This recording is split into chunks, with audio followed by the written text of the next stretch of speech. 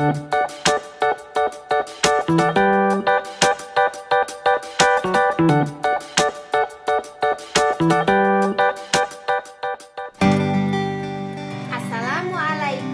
warahmatullahi wabarakatuh.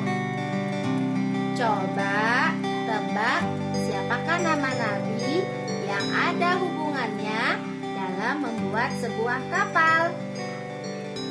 Ya, betul, Nabi Nuh alaihi salam. Mari kita simak penjelasan selengkapnya.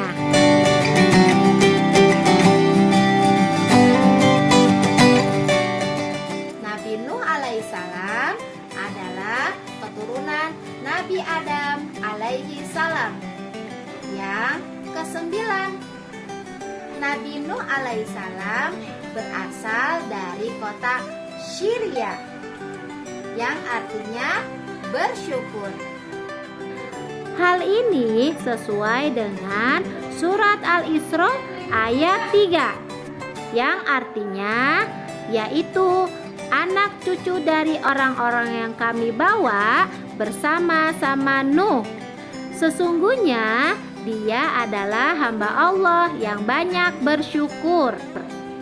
Nabi Nuh alaihissalam juga termasuk dalam Nabi Ulul Azmi. Nabi Nuh alaihissalam berdakwah kepada Bani Rasib.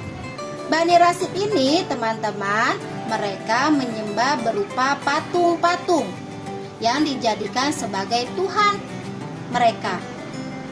Nabi Nuh alaihissalam berdakwah kepada Bani Rasib ini dengan penuh kesabaran, ketabahan, dan penuh semangat.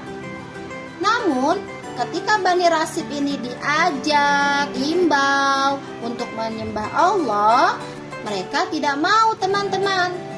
Mereka malah menantang Nabi Nuh alaihissalam untuk mendatangkan azabnya, yaitu berupa bahaya, berupa bencana. Oleh sebab itu, Nabi Nuh alaihissalam berdoa kepada Allah Subhanahu wa ta'ala.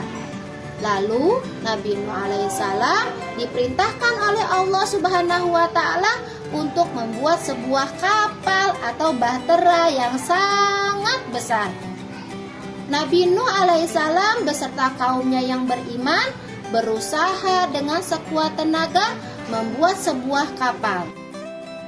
Setelah kapal Nabi Nuh alaihissalam dan kaumnya jadi, lalu Allah memerintahkan kepada kaum Nabi Nuh beserta pengikutnya untuk naik ke atas kapal dan membawa sepasang hewan. Ada hewan unta, ada hewan jerapah, ada hewan domba, ayam, burung, dan lain sebagainya.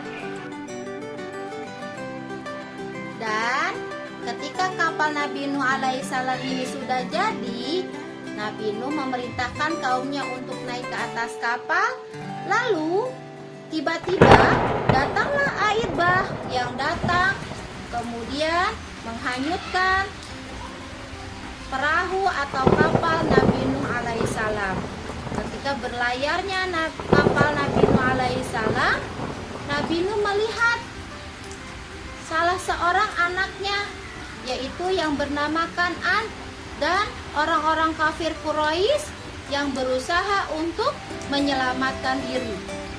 Lalu Nabi Nuh alaihissalam ini memanggil Kan'an untuk menaiki perahunya. Tapi si Kan'an ini tidak mau mengikuti perintah dari ayahnya.